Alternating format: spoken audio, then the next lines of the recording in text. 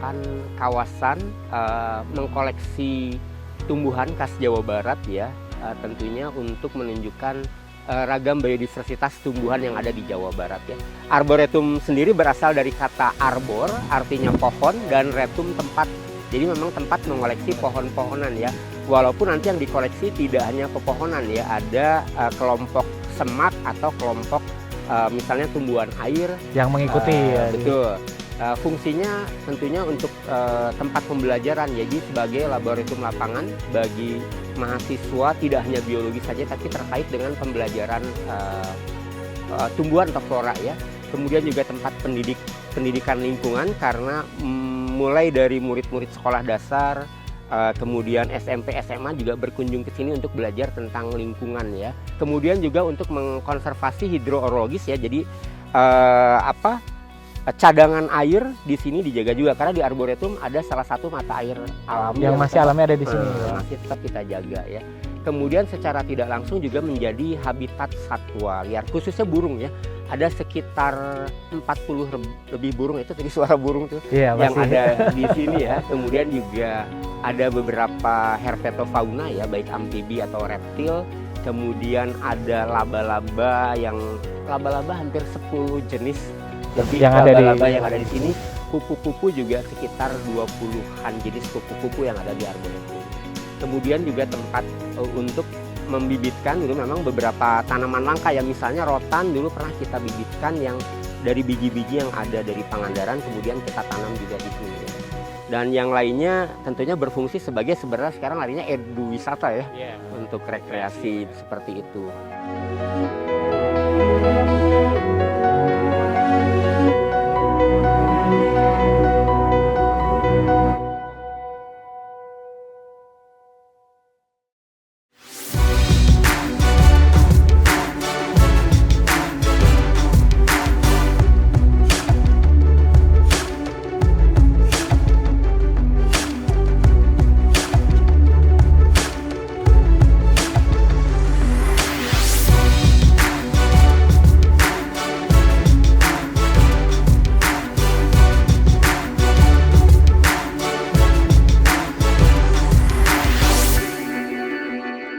Halo semuanya, senang sekali hari ini podcast Leaders Talk Sustainable kedatangan tamu yang spesial dan terima kasih kami sudah diajak keliling Bapak Dr. Budi Irawan. Terima kasih banyak Pak Budi. Selamat datang di kampus kami. Terima kasih. Yang pertama mungkin boleh dulu Pak dijelaskan dan diceritakan ketertarikan di biologi, kemudian tadi taksonomi ya Pak secara spesifik. Dan juga terkait dengan keanekaragaman hayati ini sebenarnya dari mana sih Pak ketertarikannya? Iya. Secara personal gitu. Iya, baik. Mungkin ya ketika saya masuk ke biologi, sebenarnya saya pemilihan biologi saya dulu terinspirasi ketika saya sekolah ya. Yeah. Sekolah saya memang waktu SMP terutama saya tertarik dengan bidang, ya dulu belum ada istilah keragaman hayati ya, tapi kita mengenal dunia flora begitu ya. Dunia tumbuhan itu awali saya menyukai tumbuhan ya. Dan ketika masuk ke biologi, di mana waktu itu eranya orang biotek ya, semua larinya biotek gitu. Tapi saya dulu berkeinginan saya ingin berbeda dari teman-teman yang pilih. Akhirnya saya memilih bidang botani. Botani itu memang spesifik ke mengenal dunia tumbuhan tadi. Dan ketika saya ada waktu itu namanya kerja lapangan, kemudian skripsi saya memang sudah tertarik ke dunia taksonomi tumbuhan karena waktu itu saya terinspirasi kok kayaknya kalau memberi nama spesies kayaknya keren gitu ya. Iya, ada nama ya. Betul, di belakangnya ada sebagai author. Nah, dari situ saya sudah ketika skripsi saya pure memang tertarik ke bidang taksonomi yang orang pilihan di biologi itu sudah sangat jarang ya. Jadi waktu itu ya kita sudah mengetahui ya negara kita mega center biodiversitas gitu. Tapi kenapa kok yang menemukan nama spesies itu banyaknya orang asing, begitu ya, orang Indonesia nggak terlalu banyak dulu. Bahkan pembimbing saya kebetulan saya dibimbing oleh dibilangnya mbahnya atau bapak taksonomi Indonesia ya, Prof. Min Rifai. Kebetulan dulu yang membimbing saya pada saat pembimbing beliau adalah asisten Pak Habibie, asisten Ristek waktu itu.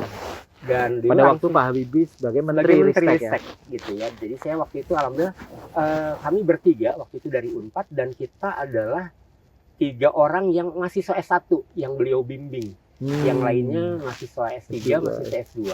Begitu. Nah, dari situ termotivasi untuk mempelajari khazanah tumbuhan yang ada di Indonesia. Ya, gitu, jadi ketertarikannya dari S1 dibimbing langsung dengan mbahnya, pakarnya yang juga menjadi asisten dari Prof. B.J. Habibie ya. Habibie, ya. Pada waktu menjadi Menristek. Kalau boleh saya tanya Pak Budi, sebenarnya tadi sempat disampaikan ya, Indonesia ini mega center biodiversity. Ya. Seperti apa sih Pak kekayaan biodiversity kita? Betul. Tadi sudah jelas ya, untuk ekosistem daratan kita itu nomor 2 sesudah Brasilia ya. Wilayah kita kan di tropis ya. Nah, tetapi kalau bagian lautannya di dalam diversitas lautan disatukan, kita paling kaya sebenarnya. Gitu ya. Jadi kalau daratan kita nomor 2, tapi kalau digabungkan dengan ekosistem laut kita nomor 1. Gitu. Dan di lautan itu banyak belum terungkap juga ya diversitasnya. Jangan kan di lautan, yang di darat saja pengungkapan ragam diversitas sampai sekarang belum selesai ya. Untuk tumbuhan saja sekitar 31 ribuan ya tercatat ada di wilayah negara kita. Itu hampir sekitar mungkin 10-12% ada di wilayah negara kita. Dan bahkan kalau tadi ya, saya memang mempelajari taksonomi, kalau seluruh taksonom di dunia dikumpulkan untuk menyelesaikan flora Indonesia, kayaknya 50 tahun lagi juga belum tentu selesai. Karena tadi taksonominya semakin langka, semakin jarang. Seperti itu. Tantangannya apa Pak Budi? Jadi tantangannya memang bagaimana menumbuhkan minat untuk mengungkap keragaman hayati tadi ya, mengungkap keragaman hayati tadi disiplinnya taksonomi, walaupun tadi taksonomi ilmu dasar ya, tapi sekarang banyak terapan-terapan taksonomi ya, seperti misalnya di ekologi, kemudian ada di bioprospeksi, karena sekarang berbicara sebenarnya kalau sudah mempelajari diversitas buat apa sih? Nah, itu ada ilmu-ilmu bioprospeksi ya, bioprospeksi untuk obat, untuk pemanfaatannya seperti apa gitu. Pangan sekarang kan mau tidak mau pemenuhan kebutuhan hidup manusia, salah satu yang paling mendesak soal pangan. Betul, tidak lepas dari biodiversity atau keragaman hayati. Oke, jadi memang ini butuh kerjasama berbagai macam pihak ya Pak Budi. Nah, kalau bicara terkait dengan taksonomi, tadi Pak Budi menjelaskan ada beberapa peran ya secara spesifik yang sebetulnya bisa dibantu oleh, tadi mungkin disebutkan profesi kurator ya Pak. Kurator hayati. Boleh dijelaskan juga Pak? Baik, jadi sebenarnya tadi kalau ilmunya taksonomi adalah dalam mengungkapkan keragaman tadi ya. Jadi biasanya kita menentukan ini spesiesnya sama atau berbeda, spesies baru atau bukan. Nah, itu diperlukan ilmu taksonomi ya. Nah, tapi kalau tadi berbicara taksonomi itu tidak hanya belajar memberi nama saja, tapi dia mengkarakterisasi, menggolongkan kelompok makhluk hidup. Itu adalah ranah-ranah kegiatan taksonomi ya. Nah, kemudian ketika taksonomi kita perlu eksplorasi. Eksplorasi artinya mengumpulkan tumbuhannya ya, baik itu tumbuhan yang diawetkan atau kita kenal dengan herbarium, ataupun nanti juga kita belajar tumbuhan yang akan kita tanam atau kita kalau orang-orang budidaya mendomestikasi gitu ya, dari tanaman hutan ke pekarangan untuk dimanfaatkan. Nah, itu juga perlu tahu ya, tahu tata cara bagaimana mengeksplorasi, bagaimana mengumpulkan, atau bagaimana bahasanya itu adalah mempreparasi begitu ya spesimennya, kemudian nanti untuk dipelajari atau dilakukan riset oleh bidang lainnya. Jadi itu skill-skill baseline-nya ya Pak ya. Betul, kompetensi seorang biokurator atau kurator hayati, khususnya kurator tumbuhan ya, kurator hayati tumbuhan. Kaitannya dengan tadi Pak, proses mengidentifikasi. Pak Budi juga sempat tadi kita ngobrol bahwa proses identifikasi ini juga erat kaitannya dengan kelompok-kelompok masyarakat lokal, studi-studi berkaitan dengan antropologi dan sebagainya. Ini konteks ini seperti apa Pak Budi? Sebenarnya tadi itu sebenarnya ada kaitan ya di taksonomi dengan mempelajari pengetahuan lokal. Itu yang disebut dengan vlog taksonomi atau vlog klasifikasi ya. Jadi bagaimana masyarakat mengelompokkan tumbuhan berdasarkan pengetahuan yang dimiliki ya. Bisa saja mereka mengelompokkan berdasarkan pemanfaatan. Atau bisa saja mereka mengelompokkan dari karakter yang mereka lihat. Misalnya saya kemarin lihat di bambu ya. Mereka kalau di Sunda ada mengelompokkan bambu itu bahasa Sundanya ada awi, ada haur. Nah ternyata mereka mengelompokkannya bisa karakter dari buluhnya ya. Kalau buluhnya, dinding buluhnya tebal, itu mereka menyebutnya haur. Tapi kalau dinding buluhnya tipis, mereka menyebutnya awi. Dan itu secara ilmu taksonomi, awi itu adalah genus atau marga non bambusa, sementara haur itu adalah marga-marga bambusa. Nah ternyata pengetahuan lokal terbukti itu, juga. Betul, sejalan gitu dengan dari pengetahuan lokal tadi emik disebutnya, dan pengetahuan saya misalnya di botani itu etiknya. Ternyata sejalan antara emik dan etik gitu. Dan di Indonesia tentu banyak sekali ya Pak. Banyak sekali, karena kita ragam budayanya cukup besar. Dan ketergantungan masyarakat kita terhadap daya dukung lingkungan. Itu dan mereka punya cara pandang tersendiri ya. Setiap masyarakat memiliki cara pandang bagaimana memanfaatkan alam sekitarnya secara bijaksana. Artinya banyak masyarakat lokal yang mengajarkan bahwa mereka tumbuhan yang dimanfaatkan ini harus ketersediaannya ada terus gitu. Jadi mereka punya cara budidaya, cara memanfaatkan begitu ya. Dan bahkan kalau di bambu itu mereka juga punya tahu cara kapan bambu harus ditebang gitu ya. Bagaimana mengelolanya begitu ya. Padahal katanya kalau menurut masyarakat itu bambu itu nggak harus dipupuk, nggak harus diberi apa-apa, tapi mereka malah memberikan pendapatan tambahan. Seperti itu. Jadi termasuk ada bukan peribahasa atau apa ya, misalnya kayak mereka ada pepatah lamping, bukan pepatah ya, lamping di awian. Jadi kalau ada tempat yang curam itu harus ditanami bambu. Di datar di sawahan. Nah kalau datar, kalau bikin sawah boleh di lahan datar. Lengkop, di lengkop itu cekungan di balongan. Jadi boleh bikin kolam kalau yang. Nah itu mungkin petua-petua terkait dengan tata guna lahan di masyarakat lokal. Dan itu secara ilmiah terbukti sejalan ya Pak ya, dengan beberapa temuan-temuan penelitian.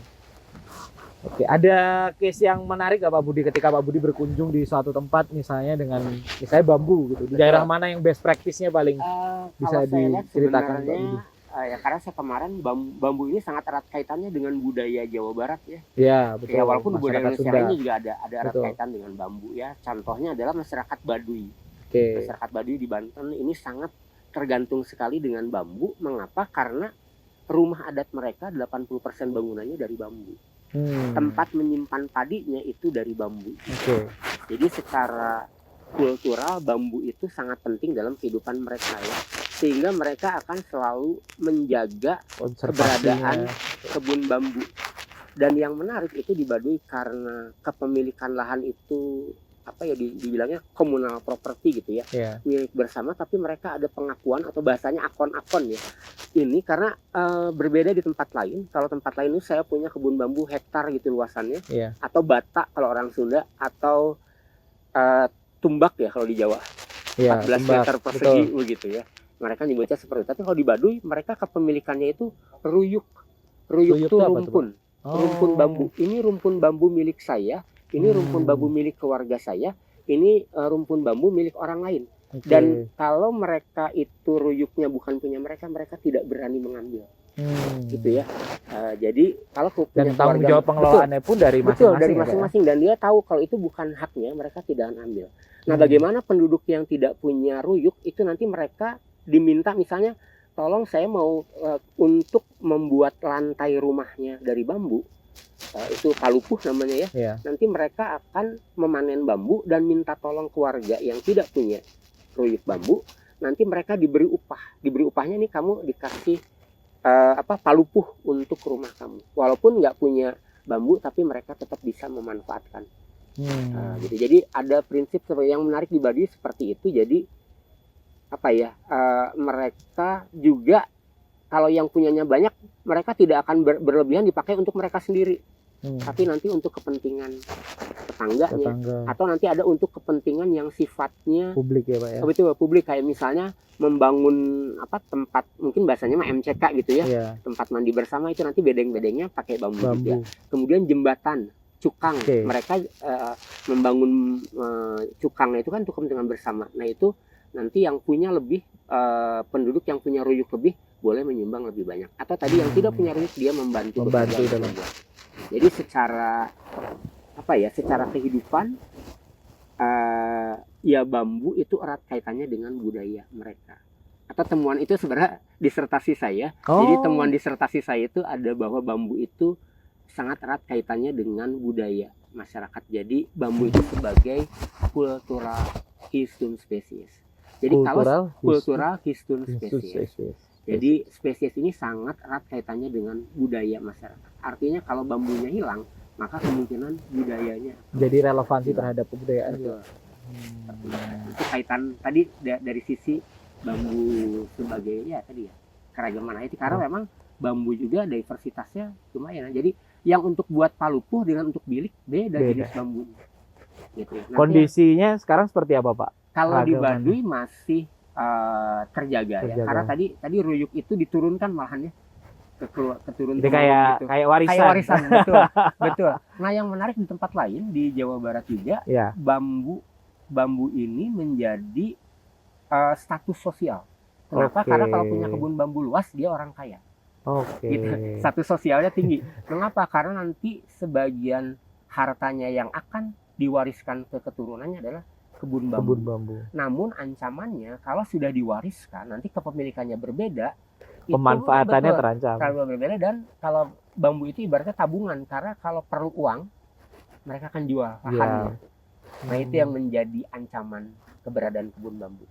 Jadi salah satu ancaman ke hati kasusnya di bambu adalah tidak kontinu ya. Jadi lahannya mungkin bisa dijual atau dialih fungsi karena di masyarakat menganggap nilai ekonomi bambu. Ya, jadi secara sosial kultural ini sangat mempengaruhi keanekaragaman hayati juga ya, Pak Budi. Sekarang kalau bicara perusahaan, Mbak, ini kan kalau kita bicara banyak pihak, ada pemerintah, ada akademisi, ada NGO, ada perusahaan. Apa yang sebenarnya bisa dilakukan, Pak Budi? Secara sederhana sebenarnya tadi ya, keberadaan tadi perusahaan memang macam-macam jenisnya ya. Betul. Terutama kalau yang berhubungan langsung adalah perusahaan-perusahaan yang berkaitan dengan, dalam perusahaan itu adalah sumber dayanya mengandalkan diambil dari sumber daya hayati tumbuhan tadi, begitu ya. Jadi apa sih rantai pasoknya memang dari tumbuhan misalnya. Jadi mau tidak mau kan keberadaannya harus tetap terjaga agar sustain ya, agar supply chain-nya terjaga. Begitu. Tapi paling tidak bagi perusahaan yang tidak berhubungan langsung kan keberadaan ke hati yang seimbang yang pasti akan memberikan kestabilan ekosistem itu kan. Tadi misalnya cadangan air, udara yang pasti gitu ya, atau adanya perubahan iklim, kalau kita tidak jaga nanti tentunya keberlanjutan perusahaan terpengaruh juga ya, berpengaruh juga. Betul. Jadi mau tidak mau, walaupun tidak mengambil sumber dayanya dari secara langsung. Begitu, tapi tadi peranan KHT itu penting untuk keberlangsungan perusahaan juga tentunya.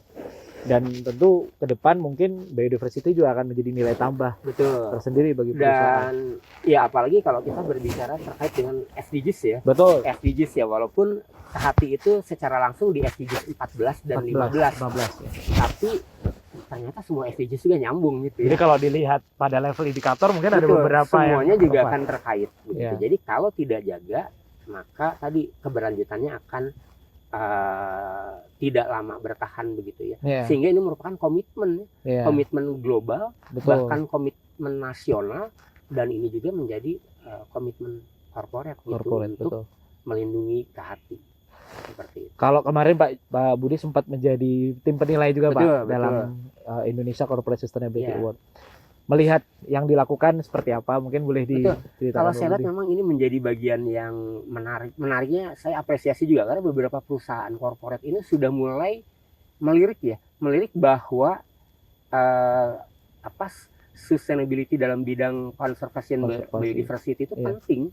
Penting karena tadi hal-hal tadi ya, selain komitmen juga mungkin apakah ini menjadi prestis ya ke mungkin kalau dibilang untuk apa ya stakeholders ya. Betul, bahwa ini sekarang kan banyak juga yang dilihat ini perusahaannya apa sih, dibilangnya bukan eco-label ya apa? Terkait dengan sustainable business. Betul. Ya. Jadi gengsi ya kalau jadi suatu gengsi, dan malah jadi pilihan karena orang sudah mulai melirik gitu produk-produk yang tadi terkait dengan ramah lingkungan atau terkait dengan mempertahankan sustainability ya. Yeah. Seperti itu. Dan kalau boleh di-share Pak ke teman-teman, apa langkah-langkah yang bisa dimulai perusahaan ketika mereka ingin membuat satu inisiatif terkait dengan keanekaragaman hayati, Pak Budi? Nah, baik, mungkin yang pertama ya kita lihat dulu ya, walaupun sebenarnya bidangnya tidak secara langsung berhubungan dengan biodiversitas, tapi ketika komitmen paling tidak melihat potensi di sekitar. Oke, jadi yang pertama sangat perlu untuk melihat potensi lokal ya, apa yang bisa dikembangkan, apa yang bisa, karena memang tadi kenapa potensi lokal, karena selain tadi memperhatikan sisi biodiversity-nya, kita juga perlu memperhatikan tadi sisi masyarakatnya, karena kita bisa melibatkan masyarakat dalam pengelolaan atau dalam mengkonservasi biodiversitas sekitarnya. Beberapa contoh yang kemarin memang ada melibatkan masyarakat lokal ya.